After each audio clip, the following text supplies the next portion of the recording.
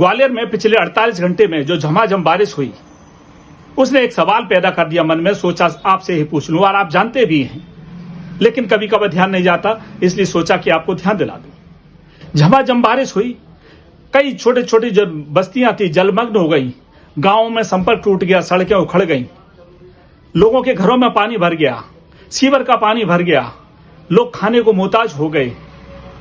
विकराल समस्या आ गई कई क्षेत्रों में, पहले भी आती रही है, लेकिन सवाल सबसे पहले यह खड़ा होता है। हम पूरी सिस्टम में जब बात करते हैं तो कहते हैं अधिकारी भ्रष्ट हैं, अधिकारी निकृष्ट हैं, अधिकारी लापरवाह हैं, कोई नहीं सुन रहा। सवाल मेरे मन में भी आता है और मैं भी ऐसा कहता रहता हूं, लेकिन एक बात जब आती है उसको कह देना चाहिए।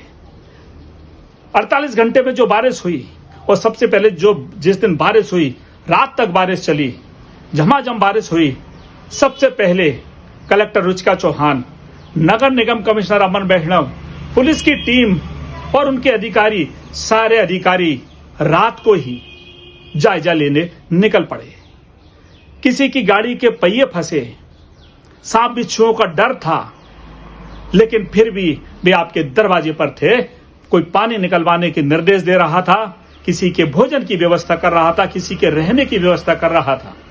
यह पूरा वो सिस्टम है जो आज भ्रष्टाचार की भेंट चढ़ चुका है।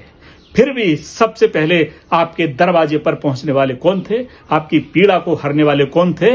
ये पूरी प्रशासनिक व्यवस्था जिसको हम आए दिन कोसते रहते हैं।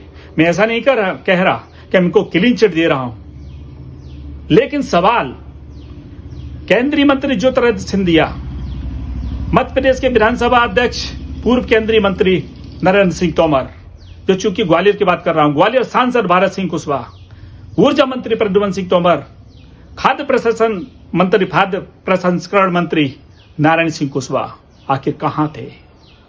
विधायक कांग्रेस के हों या भाजपा के, कहां थे? केवल और केवल वीसी के माध्यम से अधिकारियों को निर्देश दे रहे थे, लेटर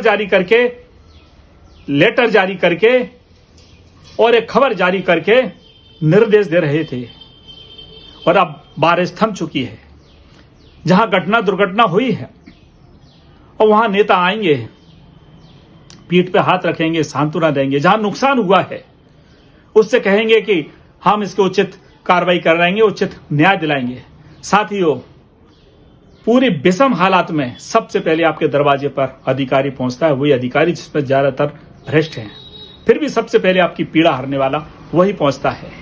दूसरी ओर संपत्ति की बात कर लें, आप सरपंच को देखें 5 साल पहले, पार्षद को देखें 5 साल पहले, विधायक मंत्री को देखें, इनकी 5 साल पहले संपत्ति कितनी थी और अब संपत्ति कितनी है, गाड़ियां कितनी थी और अब गाड़ियां कितनी हैं, रहन सहन पहले कितना था और अब कितना है। आखिर नेता धंधा कौन सा करता है, बिजनेस कौन सा करता है, कौन सा व्यापार करता है, नौकरी कौन सी करता है? ज्यादातर नेताओं की बात कर रहा हूं, सभी की नहीं। कुछ अधिकारी भ्रष्ट हैं, उनकी बात नहीं कर रहा, किसी को क्लीन चिट नहीं दे रहा। लेकिन साथियों, सवाल तो खड़ा होता है कि आपको पूछना जरूर पड़ेगा और देखना जरूर पड़ेगा कि किसकी संपत्ति कितनी ज्यादा बढ़ती है, अधिकारी कितना भ्रष्ट है, नेता कितना है। सुख में दुख में सबसे पहले उसी रात को तत्काल दौड़े पांव आपके पास कौन आता है, यह भी सोचने वाली बात है। पूरे नजारे देखिए, इस बरसात में आपके दरवाजे पे कौन आया है। जिम्मेदारी हमें निभाना होगी, नेताओं को भी अब सचेत होना होगा, क्योंकि जनता जवाब मांगती है। जनता का आक्रोश फूटने लगा है, पीड़ा उसकी ऊपर तक आने लगी है, और ये आक्रोश नेताओं के प्रति, अधिकारियों के प्रति फूट रहा है। ज्यादातर अधिकारियों नेताओं के गठजोड़ हो चुके हैं, तो इस गठजोड़ का ही एक दुष्परिणाम सामने आने लगा है कि सिस्टम ध्वस्त होने लगा है। सरकारी जमीनों पर कब्जे हो गए, नाले नालियों पर कब्जे हो गए। किसने किए? ज्यादातर नेताओं के सह पैर या नेताओं के जो चाटुकार होते हैं, उनकी जो फौज होती है, उन्होंने। कब तक इस प्रकार के हम दंश झेलते रहेंगे? आपको हमको जरूर आगे आना पड़ेगा। ये एक मेरा वीडियो सबके लिए है। तो क्यों? क्योंकि मैं भी इसका दंश झेल रहा हूं। आपका नेता है, अधिकारी हैं, भ्रष्टाचारी हैं, यदि तो आपके चाचा ताऊ फूफा बुआ काका बाबा किसी न किसी को, उनको या उनके बच्चों को इस प्रकार के दंश झेलना पड़ेंगे। हमें सिस्टम को सुधारने के लिए सबको आगे आना होगा, तभी हम इस प्रदेश को, इस शहर को एक व्यवस्थित ला खड़ा करेंगे। धन्यवाद।